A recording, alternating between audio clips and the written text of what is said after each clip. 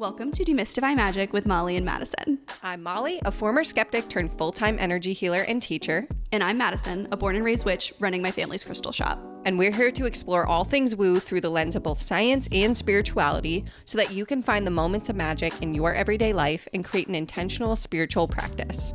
So if that's what you're into, find a cozy spot, take a deep breath, and let's demystify some magic.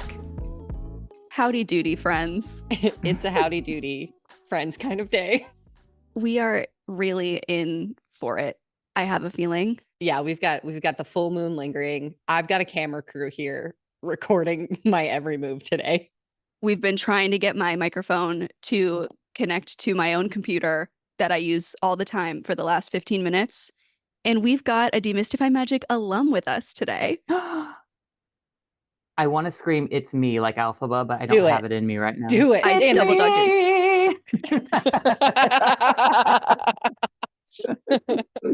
So for those of you who might not recognize that beautiful voice, we have with us Anthony Lightz today, world-renowned psychic medium, manager at world-renowned spellcrafter St. Pete. And you all have not stopped DMing us. I swear every single day we get a DM saying, when's Anthony coming back on the pod? When's Anthony coming? I swear you guys like Anthony more than you like us. I know. Which understandable, relatable. Yeah, don't blame you. Yeah. Anthony is, like I said, an extremely talented psychic medium. He has also taught me, I want to say everything I know, but so much about my spiritual practice, about witchcraft, about life. Yeah. You are like, Oh my God. Anthony is like soul family. And so we're very excited to have him. Can we just end the podcast right here? Yeah. That's it. Mhm. Done. Done. All right, guys. Thank you. Thank you for Bye. just lifting me right up. We're helping you defy gravity. How many times will I say defy gravity in this podcast episode? Do you guys watch South Park? Have you ever watched it? No. No. Okay, listeners. No. In South Park, they do an episode, how many times they say the F word, and at the bottom of the screen, it counts it. Maybe we need one of those for this episode for defying gravity. Perfect. Yeah. Whoever DMs us with the count at the end will win a virtual high five. Yep. Aw. Little treat game. Get a little treat every time you hear us say defying gravity. Yes. Love that. Okay. But we are here to talk not about Wicked, surprisingly. This is something that not only do people ask all the time for Anthony to come back on the pod, we've had so many requests specifically for Anthony to come and talk about this one specific topic, which is ethics when you are a witch for a living. Like when you're providing spiritual services. And this is because of a video that you made, which I think is so funny because we talked so much about this video before you posted it. We had a lot of conversations, and that's what I love so much about you and I and our friendship, is that it reminds me so much of Molly and I when we first decided to start this podcast. But we just talk about these things all the time, these big topics in the spiritual community. And I feel like that's where a lot of our growth has come from, is through the verbal processing of it. So I'm really excited to talk about it here. But we're going to talk about some red flags that we see in the spiritual community, how to avoid them, and how to stay on track with your own moral compass when you're offering spiritual services. I think it's cool to have this conversation, the three of us, because we kind of represent different parts of the spiritual community. Anthony is very much mediumship, working with people one-on-one. I think there's a tremendous amount of vulnerability with people who come to readings. And then Madison, you have the storefront, so the physical goods. And then I sort of represent the teaching mentorship side of the spirituality. So I think it'll be a really interesting conversation. I'm excited to hear what y'all think about ethics. One of my favorite things. Seriously, one of my favorite things. It is. I feel like too in what with what we do as a whole, and having an ethical mindset is so important because of how many people, especially, I mean, you can see it every day, how many people are very easily taken advantage of. You know? And so I think this is a very important conversation, and I'm really excited for this platform, this moment, to be able to do this. So I appreciate you guys. But first, Anthony, what was your magic moment this week? I mean, I work at Spellcrafter. What wasn't my magic moment, right? You don't Actually, have I to do pick have one a from this week. You could pick one from like say when we went to Disney together, because I know that's like your lifetime magic moment. meeting the imagination dragon. No, I'm joking. Meeting Figment. Meeting Figment. No. I actually do have a cool magic moment. This, I don't know if it was this week, but I mean, most of us have pets. We've talked about our animals, our cats and our dogs, and you guys have just seen Ruby walk across the screen behind Madison.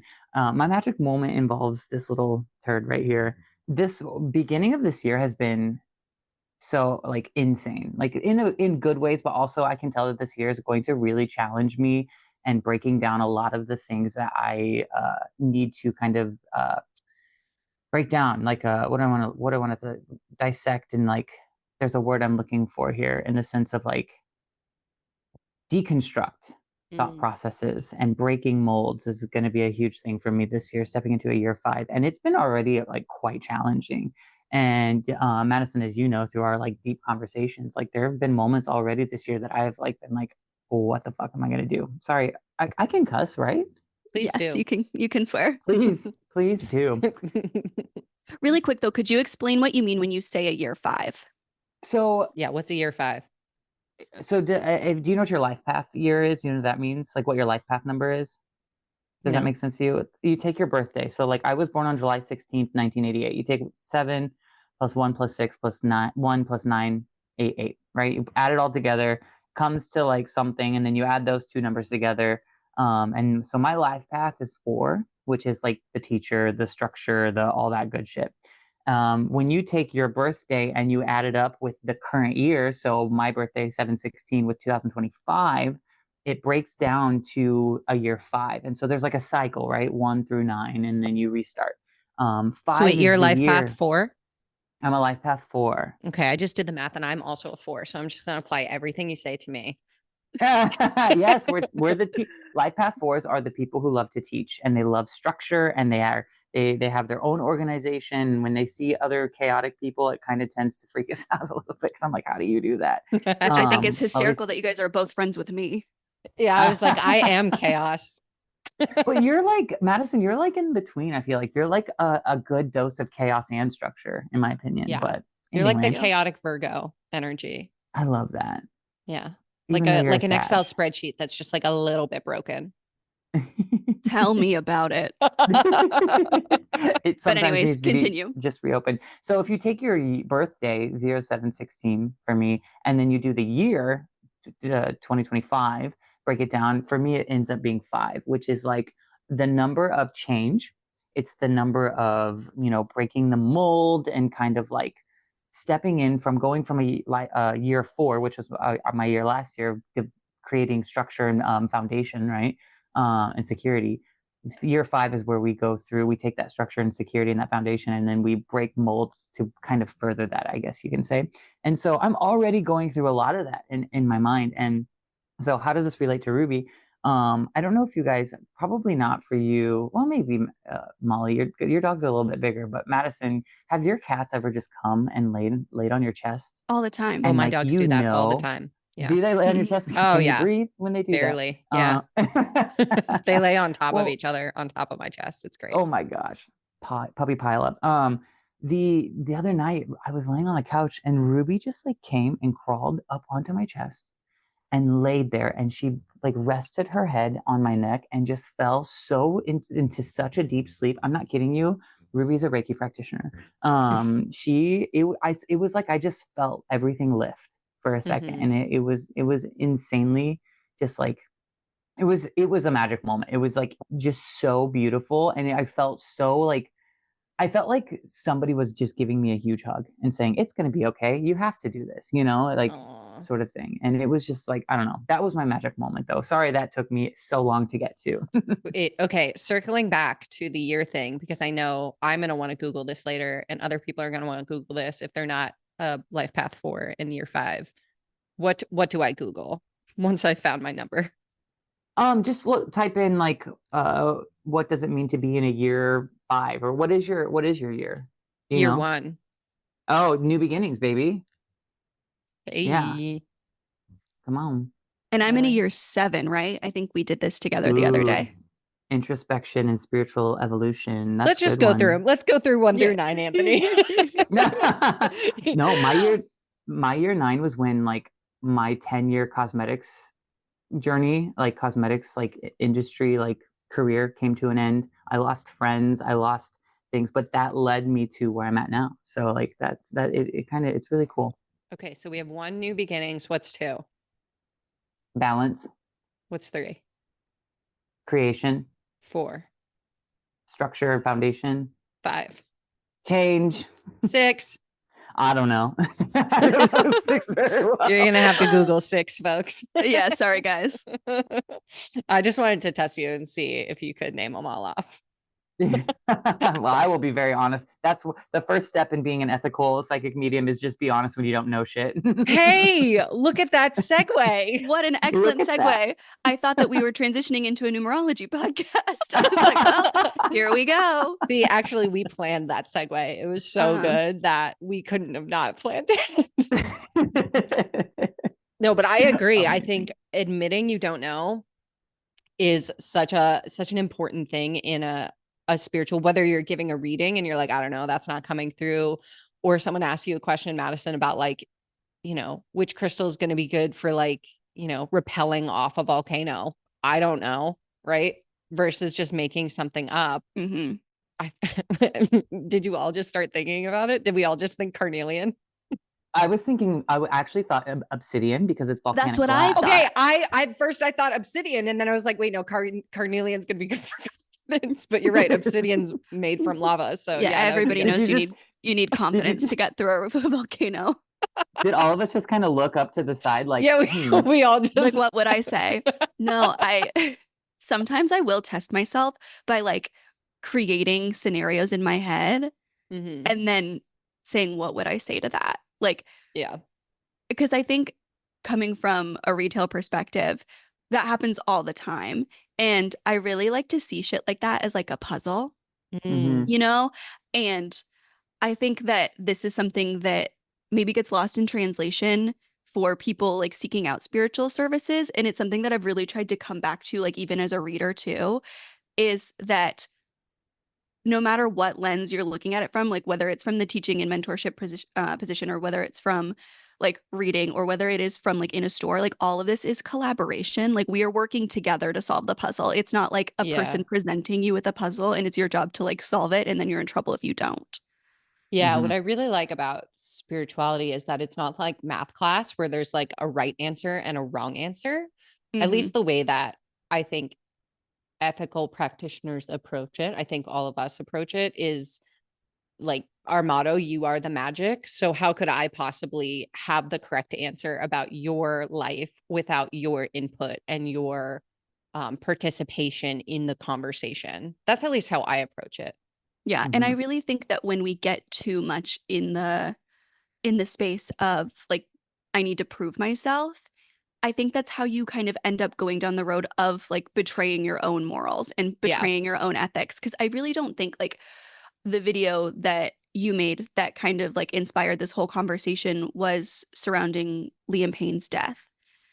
Ooh, tell us. Tell me. I haven't seen the video, so give us a recap. Yeah, tell us about it. So it's actually kind of, first of all, let me preface this with, I didn't know who this person was until Madison, you explained it to me. When I was deeply remorseful and traumatized by the experience. Yeah. Okay. Thank you for holding space for me during that difficult time. Yeah. I'm holding space for defying gravity. Well, that's number 22. Okay. No, what had happened was, like, seriously, I think it was like the day later or 2 days later, the people on TikTok, psychic mediums on TikTok, we were coming on, especially this one specific person who I don't even know their name. The video was actually sent to me and I was asked my opinion on it. And essentially what this person was saying was that I don't usually do this, especially when there's kids involved and blah, blah, blah, blah, blah. But I did connect to Liam on the other side, saying that she's not going to tell us everything that he said and all this type of stuff. And I cannot explain to you, there was like such a mixture of disgust, such a mixture of anger, and sadness all wrapped up in one when I watched this video, because the amount of people that were commenting on it saying, thank you so much, all this other thing, which if she brought people peace, great. But But at what cost?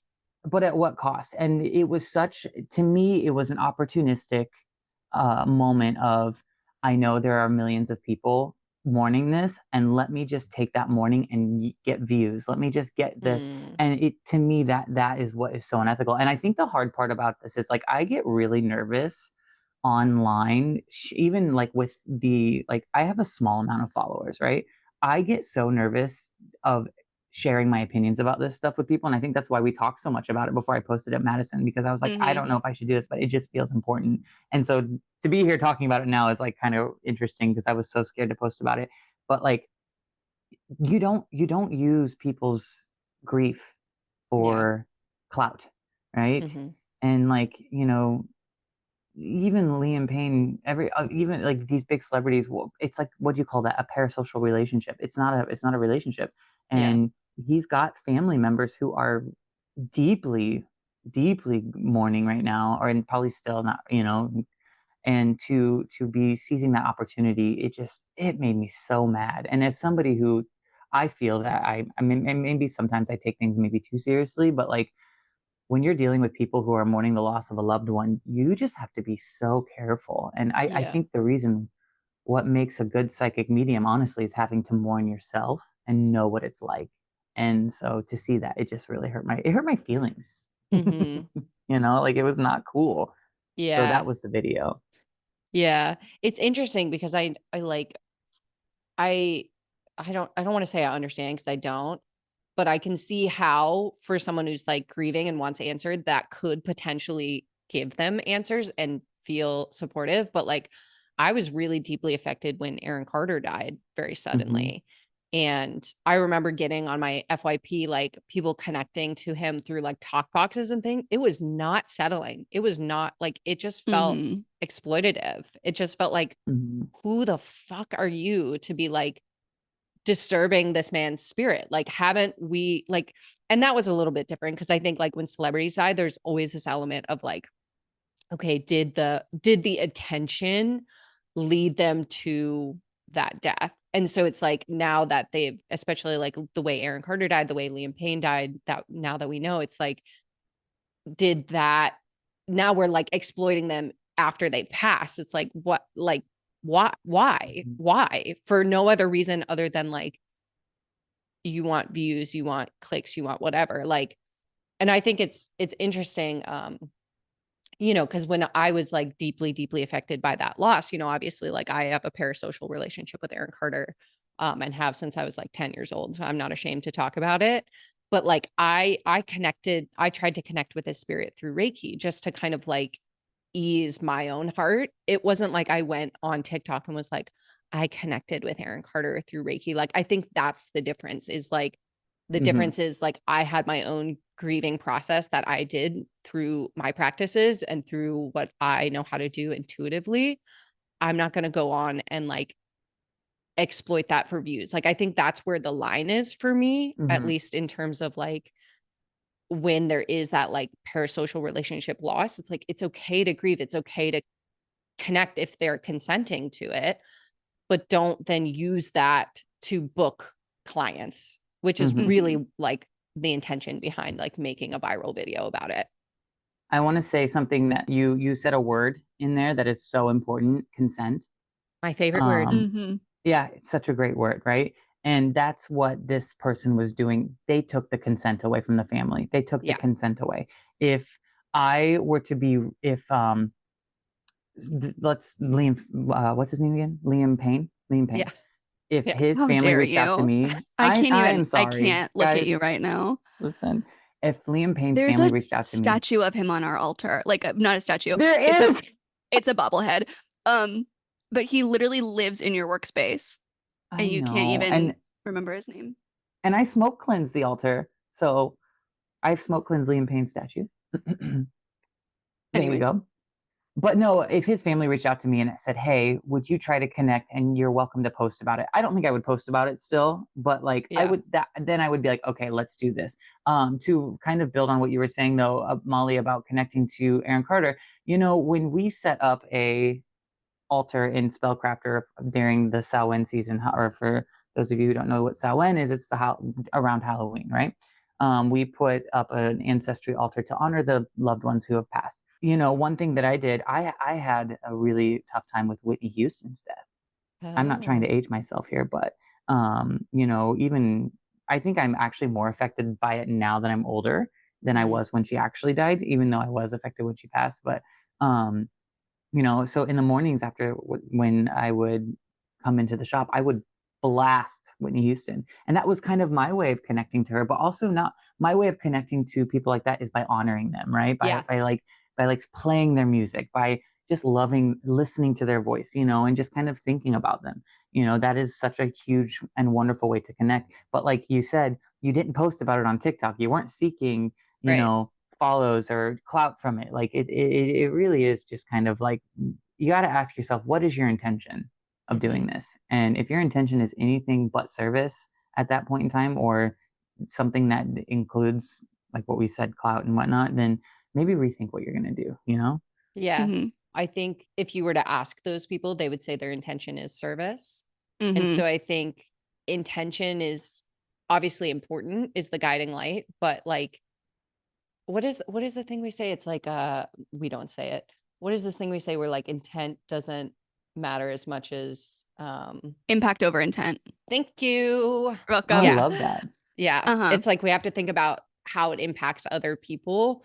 And I think the profession as a whole, um, in addition to our intent being service. Mm-hmm. I Yeah. And love I that. think like going back to how we kind of end up, like how people can end up in that place, like that trying to prove yourself energy, I think that really ends up feeding ego in a way that I Mm. look at those videos and I am like, who do you think you are? That in the midst of transition, Liam Payne is like, oh, I know what I need to do. I need to go. Like, this person is reaching out to me, Yeah. this woman who is on TikTok. Like, Yeah. I'm going to go talk to her. That I've never met before and do not know and doesn't know my family. Uh-huh. And like maybe like wasn't even a fan, like, whatever it is, like He's got bigger fish to fry. bigger things to do. Like, death is, to quote our Lord and Savior Katya, death is like graduation. And that is a busy and stressful time. And I know that neither of you know where that is from. You know, Anthony, but Of course. Molly, I've said that to her and she's like, what are you talking about? Sorry. Aside, are Molly and I not Trixie and Katya? She is Trixie and I am Katya. Absolutely. Oh my God. Yes. Thank Yes. you. Thank You're you. literally wearing red right now too, which is funny. And Molly has pink hair. There we go. Anyways, that is a turbulent time filled with like there's a lot going on. And I Mhm. really do think that that is where it becomes so dangerous to feed your ego. Like something that we talk about a lot is being honest in readings when our ego comes into play. This is something that you've done with me, especially like I think it's easier with people you're close to get into that place. I don't know, that at least is true for me. Like I want to be right when I'm reading for you more than Mhm. anybody, because Mhm. you know me. I can like be wrong with people I don't know, and that is easier to forget about, but I have to look you in the Mhm. eyes every day. And so Mhm. You were wrong. No, I'm remember that joking. time you were wrong when you read for me? And obviously that happens all the time. Like Mhm. it is not a perfect science to Mhm. be in that world. And we say to each other all the time, I don't know if this is my ego, but this is what I'm seeing and experiencing. Does that Mhm. resonate for you? And like being really conscious of your ego as like going back to the puzzle metaphor, like your ego is also sitting at the table and Mhm. your ego wants to be the one who's best at the puzzle, the one who is, the fastest in finding the most pieces and is like, showing everybody else out and really like learning how to like nurture that part of you and say like, I understand why this is what you want, but like I think you need a 5-minute breather before you come back to the puzzle. Mhm. I think is a really important piece of that too. Like, because I do Mhm. think that I agree with you, Molly, that if you asked that person who was saying that they were connecting to Liam Payne. I do believe that a lot of those people believe that they are doing a service, and they do believe that that is their intention. Do I think that if they maybe did a little bit of introspection, they would find that maybe that wasn't the case? Probably. But on the surface, I do think that that's what they believe. And I think that it can kind of happen to anyone. Like, that's something that you and I talk about, Molly, where we do this all the time. We're like, if I ever behave like XYZ, I need you to say something to me. Yeah. You know, like if I ever get this too big for my britches, I need you to sit me down and say something, because it is such an easy, slippery slope. Because people, like, there are people who come looking for spiritual services with intense vulnerability, Mm-hmm. the kind of vulnerability that makes people very easy to manipulate. And I think that that's something too, that it's a skill that you have to learn. It's a muscle you have to grow to like learn how to spot that. And that is when it's most important to put your ego away. Absolutely. You know what I was just thinking is how I always work with my ego and can tell if I'm in my ego or not is when someone tells me I've impacted them in a way that didn't match my intention, how do I respond? That will tell you if you're in your ego or if you're in service, because our ego wants to put those defenses up. It wants to guard against judgment. It wants to be right. It wants to be, no, well, my intent was this. But when we step out of our ego, that's when we go, you know what? Just for this breath, I'm going to put what I think I was doing aside and see if I can see the bigger perspective. And the thing about that is, if we think about intuition and the third eye is so connected to our sense of perception, our ability to get out of that tunnel vision and see all sides, it actually helps us be more psychic if we do that. Mm-hmm.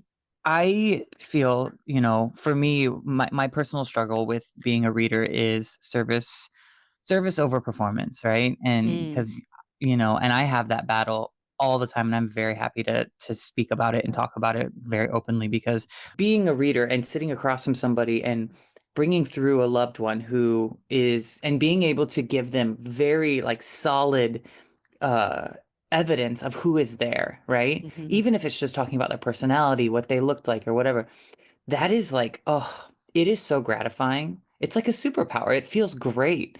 And that makes it very hard to remember to, this is about service, right? And I think one very important thing that you said, Molly, was, you know, you might walk away from something thinking that you did one thing and then find out that it was a completely different story for the sitter or for the student or whatever, whomever you're working with.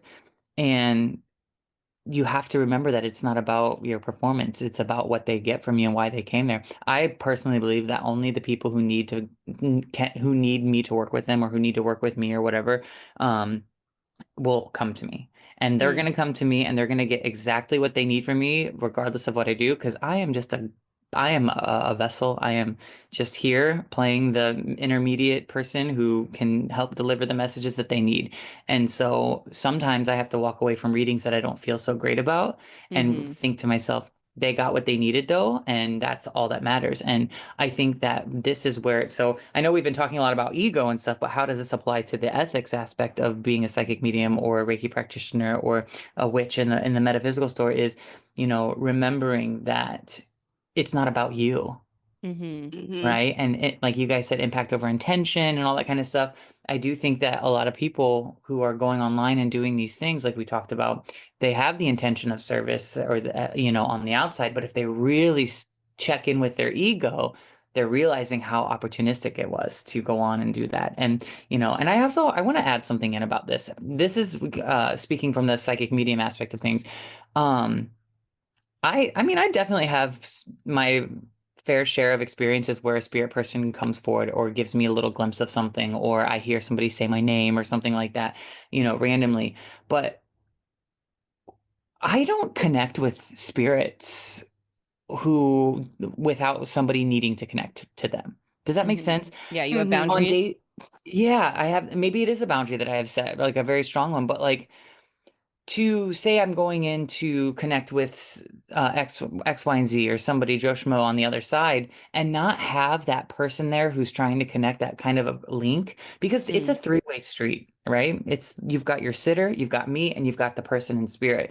And there have been times where the sitter comes in and their grieving process is so deep, like they're still so deep in the grieving process that it creates a weird block to the person in spirit. And Mm. so the idea of connecting with a spirit person without having that sort of link there is weird to me. And again, that just might be the way that I work. I'm not discounting anybody's ability or discounting anybody else's mediumship, but like, for instance, you know, I'm not going to connect with Madison's grandfather without you wanting me to connect with him, right? Unless there's something really important, right? The other day, I will tell you, this is a really interesting story. I was watching a TV show as I was getting ready, and in the TV show, they were dealing with their father's ashes and whatnot. And I got this overwhelming feeling that of like sprinkling somebody's ashes, like on the side of a mountain or on this like weird vacation destination place, right? I don't know where the feeling came from because they ended up throwing ashes over the balcony on in their house, which is weird. The TV show is 6 Feet Under, if anybody wants to know. And I was watching it, and right after they did that, I hit pause because I had to leave. And as I'm leaving, I got this overwhelming feeling of spreading somebody's ashes on the side of a mountain. And this was Sunday, actually, because I was getting ready to go to the class to teach that workshop at the shop. And I get to the shop, and I'm like, I wonder why that happened. I wonder why I thought about that. I get to the shop, and this lady that I had read for before came in with her brother, and she comes up to me with her brother, and she said, hi, I don't know if you remember me. You read for me. And I was like, yeah, of course I remember you. And she was like, this is my brother. Our dad died in August. And we are wondering if there's like a really good time. Like, when should we come and try to get a reading about him? And I told them, this is where the ethics come in. I'm not going to say, come right now. Let's do it. Let's do it. Right. I'm not going to make a buck off of this. I said, you need to check in with yourselves and where you are with your grieving process. I said, if you guys are still having a really tough time with it and you feel like you need to wait a little bit, it's more about your grieving process for me to connect than it is like, you know, people say that you should wait 6 months for the person on the other side to transition. I haven't had that experience. Mostly my experience is, where are you in your grieving process? And so I let them know that. And then they said to me, you know, we're still wondering what to do with his ashes. And I stopped and I looked at them and I went, oh my God. And I told them what had happened. And they both looked at each other and they like, oh my gosh, we actually talked about that, taking his ashes to one of his favorite vacation spots and sprinkling some there. And then I saw, right? And then I saw a picture when I was saying that of a necklace with ashes in it. And so I told them that too. And so did their father's spirit know that I was going to talk to them and say to me while I was watching that this is happening? That could very well be, but there was still that link, right? There was still that link where they ended up being there. Time doesn't exist, right? And so he knew I was going to see them and blah, blah, blah. And so that could be the case. But what I'm trying to say is, like, for them to go online and be like, well, I connected with Liam, to me, it just doesn't make that much sense to connect with somebody without having that link there, right? So, and maybe the link for this psychic medium was the fans, right? So but I just wanted to share that. I thought that was very interesting. Yeah, I think that's something that gets discounted a lot, like the idea that people in spirit have boundaries. It is not just like, again, going back to that like egocentric way of thinking, like that I am so powerful that I could summon someone that I never met just because I want to talk to them so I can make a TikTok video. Like, that completely like disregards the other person's consent. I think where a lot of this like conversation with ego comes from is it's a reflection of our like society's views on spirituality. Like, I think the more that we see the spiritual side of TikTok or Instagram or wherever, like the mainstream quote unquote spirituality talks about just working in the light and, you know, high vibes only, like this idea that you can't have an ego to be psychic and to disregard the ego, that's what creates the ability for the ego to take over. It's like, I think a true ethical psychic has a deep relationship with their ego and their shadow as much as they do with their intuition and the light. I don't think you can bisect those things and still be ethically like able to hold space for another person, you know?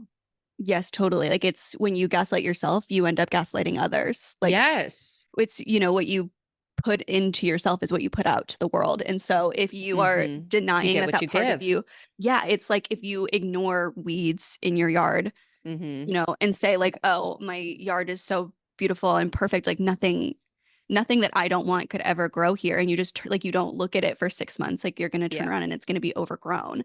If Mm-hmm. you leave your ego to its own devices, Mm-hmm. it is going to like overperform. Yeah, totally. Absolutely. That is actually, if you don't work with your ego, you're actually, I feel, not doing the right work, actually. And I'm developing a psychic development like course, right? And that is something we talk about heavily, is like, how do you have to learn what your ego is? Otherwise, your ego is going to tell the whole story. And you can't hide from it or try to remove it because we need it. Like the ego is what keeps us alive. Exactly. It's how do you know which is which, right? And it's so intriguing to me because that is, I think that we get into the idea of spiritual psychosis, right? When people are like, oh, it's always love and light. Don't ever think anything negative. Nothing negative actually happened. You know, like, If you think that negative is, things, you'll make yourself sick. yeah, exactly. If you suppress it actually, and you don't flow through the negativity and work through the things that are, I think negative's a very interesting term. But like through the things that are hard, right? You suppress it all. That's what makes you sick. I mean, it's literally, I feel like there's so many studies on that. Don't ask me where to find those because I don't fucking know. But, but they're out there. They're out they there. are out there. Trust me.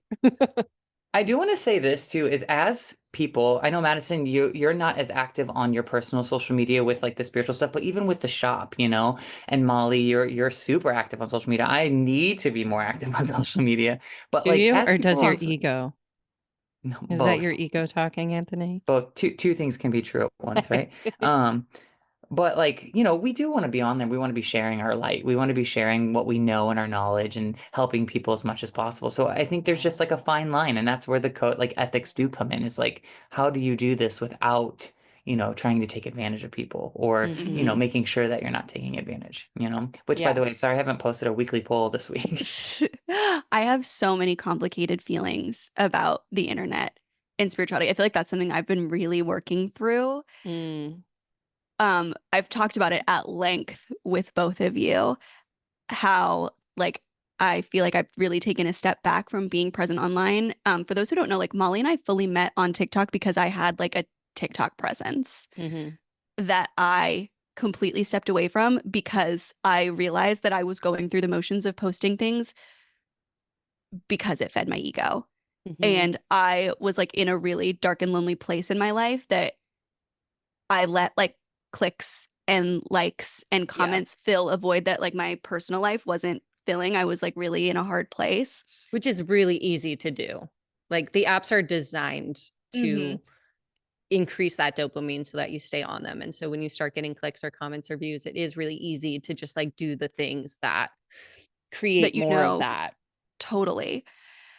And now, as I've like really swung to the other end of the pendulum, we joke that like if you follow me on Instagram, I know that you really fuck with this podcast. Like, because what on earth are you following me for? I post once a quarter. I make one good joke on an Instagram story every 4 to 6 weeks. And I'm like trying to reckon with those feelings and come back to the internet in a way that feels good, because I find myself ending up in this place where I feel very jaded because the only things that we talk about, like about the internet and spirituality specifically, like that sector of online spaces, like I don't like. Yeah. Just to be like totally honest, there are maybe 5 people that I follow in the spiritual space online, and I'm talking to 2 of them. Yeah. Yeah. Like I don't follow a lot of spiritual people. And what's interesting is like the reason that we see a lot of the like quote unquote unethical or what feels like manipulative spirituality online is because that's what gets clicks, right? It creates discourse in the comments, or it creates fear. And so when you're afraid, you send it to your friend or you save it, or you're like, what do I do? And all of that engagement tells the algorithm that's what we want to see more of. And so like, I feel like I went through this when I was first on TikTok. Like I realized if I didn't have a hook at the first, few minutes of my videos where I was like, don't do this with your crystals, like it wouldn't get any views. And then after a while I was like, I'm really tired of like making content like that. Like that does not feel like me. And I had to go through like a stage of no one seeing my content and my ego going like, oh my God, if someone goes to my profile and they see I have 900,000 followers and I get like 10,000 views or whatever, people are going to think blah, blah, blah. And that was all ego. And I had to like completely separate myself from that and just be like, okay, what's going to be fun for me to post? And so fun that when I post it, it feels authentically me and it calls in the right people. And I don't even think about the clicks because I had so much fun making it. And that was really when I found my community and I found my people. Yeah.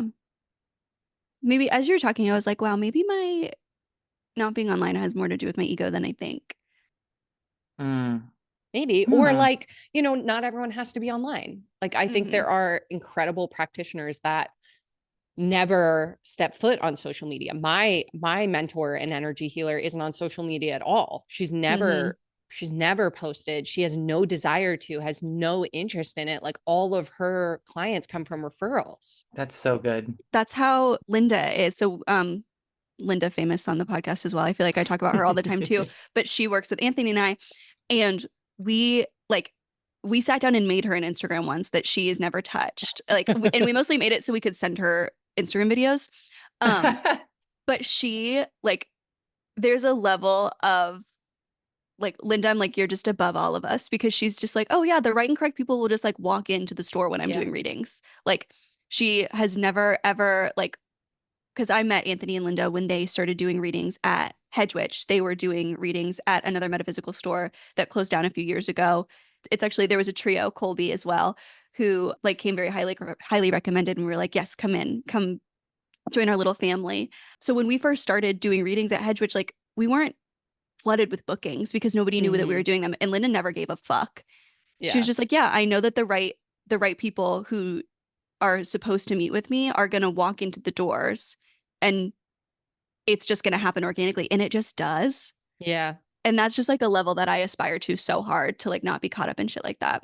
Yeah, I think that's always a green flag for me, is like that trust of like, yeah, the right people will find me. One of my biggest red flags is biggest red flags of my ego is when I'm trying to convince someone. Like I got a comment the other day where someone was like, witches aren't real. And I was like, 172,000 people on this profile disagree with you, but okay, go off. And they were like, please, that's okay. Yeah. But they were like, okay, prove it to me. Prove that it works. And I was like, I don't know you anything.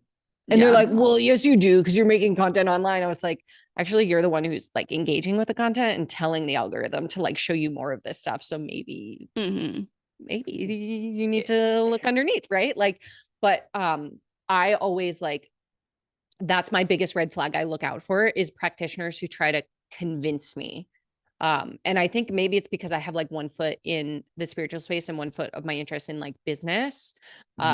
Is like, I am very, like, my eyes are very open to like what we call bro marketing, which is like that, you know, you have to book with me, otherwise like the whole world is going to die, or you have to book with me, otherwise you're going to stay sick forever. Or like just that trying to convince, trying to prove to me from that ego. Like, I feel like once you start seeing it, it's really easy to spot, versus someone who's like, yeah, I'm just here for service. You know, like my energy healer, she's so cute. This is my 6th year of going to see her every other week for 6 years. And still every couple of months, she's like, do you want to put another appointment on the calendar? And I'm like, girl, I told you, just book me in every other week for the rest of our lives. When you retire, let me know, but do not take away my Monday at 4 p.m. But she's still cute. Like, she doesn't make that assumption. She doesn't, you know, she's not like, you have to come see me, otherwise the world's going to come crashing down. You know, like if there was ever one day where I was like, hey, I think I'm good, she would be like, great, like keep me posted, you know? And I think like that's one of the ways that I've started to discern practitioners that I want to work with, is like, how sure are they that the right people are going to find them, versus how intensely are they trying to convince me that they're the right person for me. I want to talk about something real fast, since you brought it up already, is how when you take a spiritual practice, like, you know, psychic development or Reiki or anything like that, and, you know, even with the store, Madison, and you create business with it, and how that can trigger that ego response, which then turns into a really ethical dilemma, right? Mm-hmm. And I think that's it. When you said that thing about TikTok and the oh, don't do this with your crystals, Yeah. hook them in, hook, line, and sinker.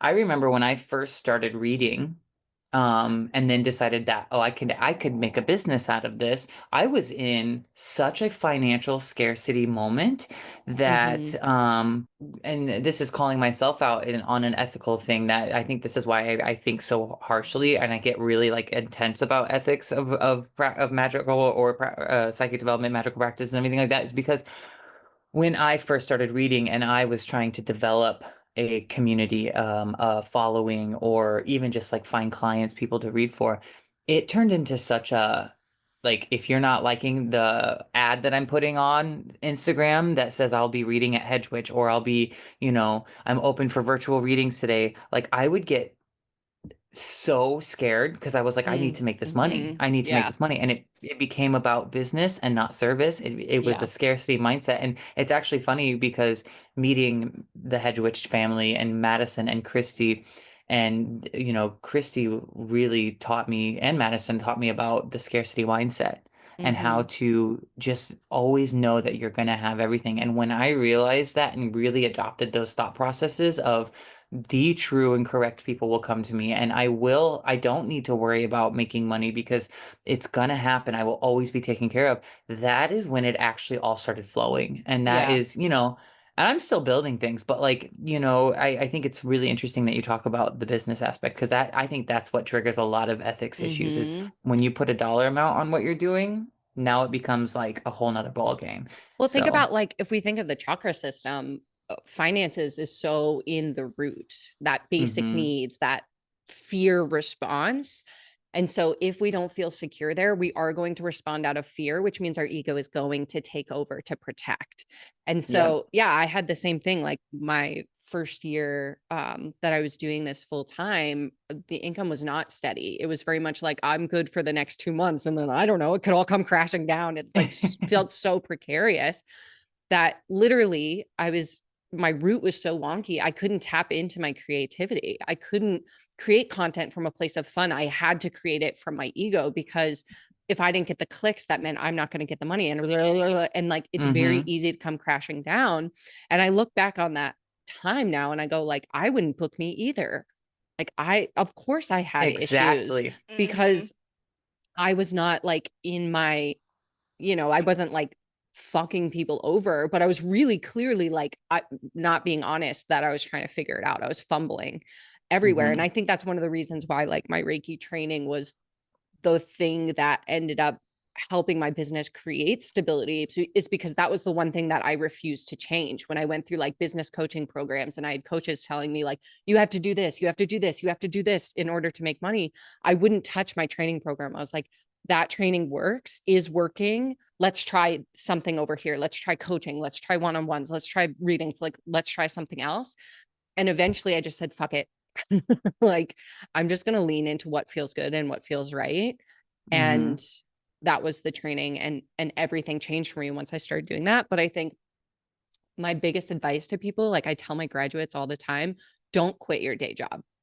Like, don't like, have that steady income so that you can make decisions from your intuition rather than from that financial scarcity. Like, it's better to be in a job that is sucking you dry and putting in a little bit of energy into your business to grow, than to not be Mhm. in a job, have more freedom, and your root freak out and jump into your ego and make decisions from Yep. there. And Mhm. it's better to build a business slowly, because if you Yeah. take the time and build that foundation slowly, you will create such a strong foundation. It's like going viral over one video and getting Yeah. 10,000 followers, and Mm-hmm. then none of those followers commenting on the rest of your videos, right? Yeah. It will crumble. And so to build it slowly really does give you the opportunity. That's what I did with, look at Orange Theory, baby, Orange Theory coach. I did that. I was dying at Orange Theory. I would go in for 3 hours to coach 3 classes, and it felt like I worked 9-hour days. And then I would still go home.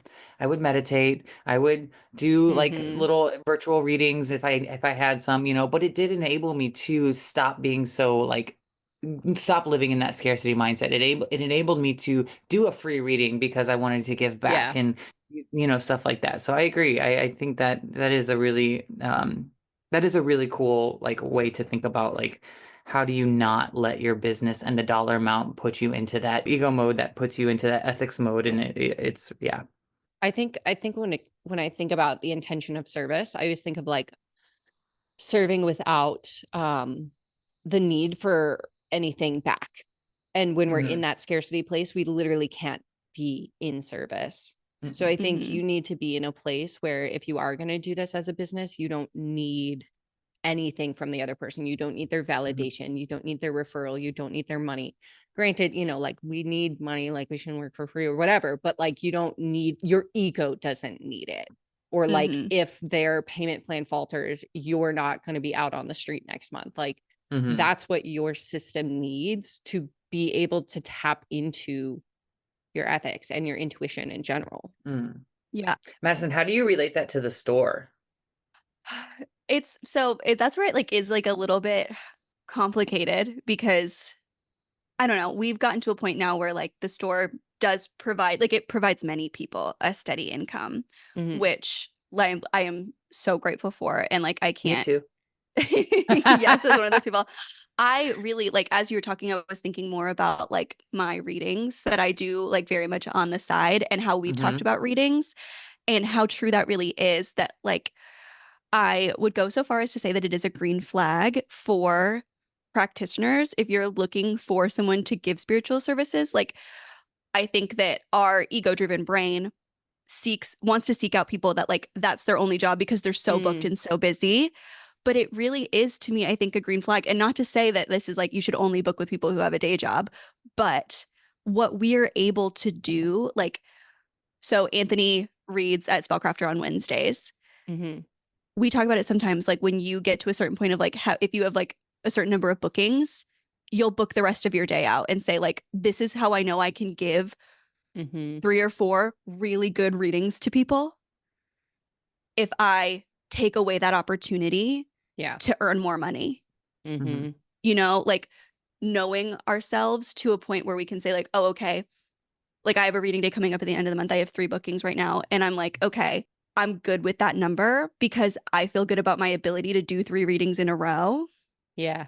I might book myself out for the rest of the time. Whereas if I didn't also have the store that pays me, it's much easier to make that decision from the place of like, no, I need that extra $60. Like I'm going to hustle and get one more reading and then be a worse reader for it. Like overexert myself to the place of now I'm underperforming. Yeah. And I love that. The store is very much like a different thing. I think where I really see the ethics of the store come through is like in the people who come in and how we interact with them. We've been in the process of hiring someone new, and it's interesting, like hiring at a metaphysical retail job versus like hiring at a normal retail job, where it's like, in a normal retail space, you're like, what's your retail experience? Like, you're like, what's your sun, moon, and rising? That is literally, we did ask. But like, this is not a job that is sales heavy. In that, like, when someone walks in, a lot of times people are coming in a really vulnerable state, very similar to getting a reading. And there will be people that will come in, and Mom and I talk about this all the time, of like being able to recognize somebody that you could tell them they needed anything in the store and they would buy it because they are hurting so much that they need answers so much. They need like, they feel like they need something. Recognizing those people and being really fucking honest with them. Like there have been times that people have come into the store, come into Hedgewitch, like that have been coming for years. And I know like there was a time once when Mom looked at someone and said like, I know that I could sell you this book right now, but I know that in the past 6 months you have bought 15 books. Yeah. How many of those have you read? Be honest. And so do you like really think that buying another book is going to solve the problem? Whatever the problem is, like there are people that come in asking how to do a certain spell. And I could say you need the top 10 most expensive things in the store to do this thing. Yeah. And it's easy sometimes to spot the person who would be like, okay, like this is just what I need to do. This is what will make it better. Like Mm-hmm. I'm hurting. And there'll be a lot of times that I will tell people like what they can do with what they have at home. And Mm-hmm. I'll Mm-hmm. give someone all the options, of course, obviously. Like at the end of the day, we are a business. And so, I don't just stand out giving free advice all day as much as I would like love to do that. But I think ethics really come into play with how you present the information of Yeah. like, here's what we have that is good for XYZ. Here are some other things that we might not have. Here's where you can find them. Here are things that you might have in your pantry that you can pair with these things, like Yeah. giving the full range rather than being a salesperson. And that is Mm-hmm. where it's a hard line to follow. And again, you have to like check in with your ego and check in like, do my numbers for the day, are those numbers impacting how I'm speaking to this person? Yeah. Mm-hmm. Can I talk about the energy flow of ethics and how, not Mm. can I, I'm going to talk about this. Great. Please do. But like it relates to everything that we've all three of us have talked about now with the readings, with teaching and everything is when you come from an ethical place of a place of service, that's how I really do feel that's how Hedgewitch and Spellcrafter have become so successful and so Mm. good and so popular in Mm-hmm. Mm-hmm. such a community. It's because people know they're safe, right? And Mm-hmm. Yeah. so the same thing with your business, Molly, and with mine is I do feel that people feel safe. And when you are being that ethical, that service first person, it creates an energetic pathway that just everything flows, right? Mm-hmm. Mm-hmm. Because when you're operating out of ego and it causes you to be more unethical. Like for instance, reading for people when you're tired, when you should have definitely booked yourself. Like when we say book Yeah. yourself out, we mean like Close your calendar. close the calendar or close off the Mm-hmm. last three bookings so nobody can book. You should have done that, but you didn't because you need to make some money and whatnot. Now you're not operating out of service, you're operating out of scarcity, Mm. and that creates a blockage. It creates a restriction of energy, right? And when you cut yourself off so that you can rest, the other readings are better. Those people are going to go to everybody that they know. They're going to say Mm-hmm. how cool the shop was, how great the reader was, how good the Reiki practitioner was, all these types of things.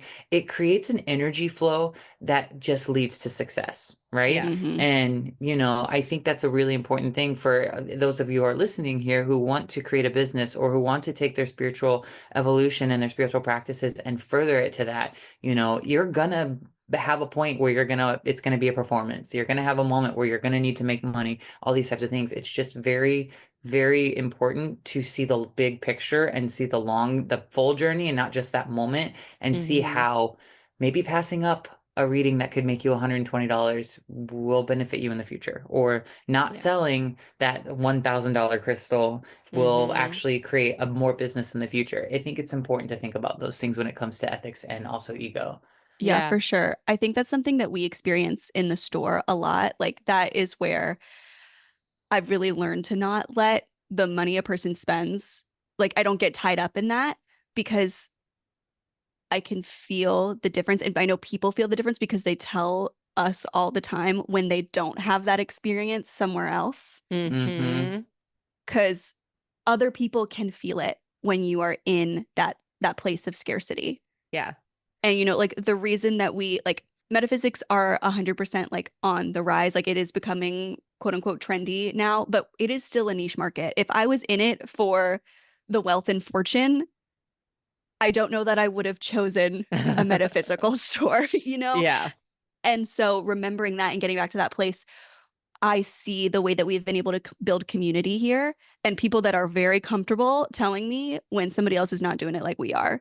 Mm-hmm. Like Mm-hmm. I know about all of it Yeah. because people Yeah. are not afraid to tell me so. And that's how I know that we've created a safe environment that that's where people want to spend their money. Like as I see the overarching like societal theme kind of swinging towards shopping small, like people want to do that. People want to have experiences. People want to go places and have like an authentic experience somewhere. That is where people want to spend their money is with people that make them feel safe Mm-hmm. and make them feel included and make them feel good. Yeah. Mm-hmm. Totally. Yeah. I'll do it. I'll spend my money there. I will Thank too. you. I feel like we could talk for 17 hours. I feel like I want to have a whole discussion, just the three of us, about like business and spirituality. So if I know. anyone's interested in having a part 3 with Anthony where we talk about that, please let us know. Don't need to twist my arm. Don't need to twist mine either. I feel like we should just get it in the calendar once a quarter. Anthony, we love you. Is there anything else you want to share, or do you want to tell people where to find you and book with you on those 3 bookings that you have in a day? Okay, I just want to let you know that I have developed quite the stamina in the reading room. You have. Yeah, I can usually take Wink, up to wink. about 5. Yeah, Hey, wink, wink. He's defying gravity with his stamina. Hell yeah. I had to slip another one in. Thank you. Did you see my cup that I was drinking from? Yeah, it's beautiful. Not your basic witch. Wicked. I can do 5. I do usually do about 3 1-hour readings and like a couple 45-minute readings in a day, which is kind of crazy because that was not the case when I first started. But anyway, yes, come play with me at Spellcrafter in St. Petersburg, or my social media is just Anthony Lightz, LIGHTZ, on Instagram. That's also my .com. Do you remember that? No. What was it? Expedia.com? No? Oh, maybe. Well, I come from a generation of commercials. I knew what you meant. As we've learned on this podcast, I did not. Thank you. Yeah, right? But yeah, so anthonylightz.com. If you are wanting to book with me, you can book there. If you're wanting to book virtually with me, just shoot me a message through my website or on Instagram, and we will get you booked. Did we do it? I think we did it. Anthony, I love you so much. Thank you for being on my podcast and in my life. Anytime. Forever. Yes, you guys are never getting rid of me. Good. Perfect. Thank you. Bye. Bye-bye now.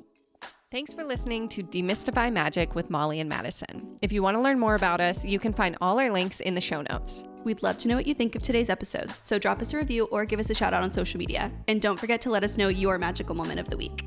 Okay, love you. Bye.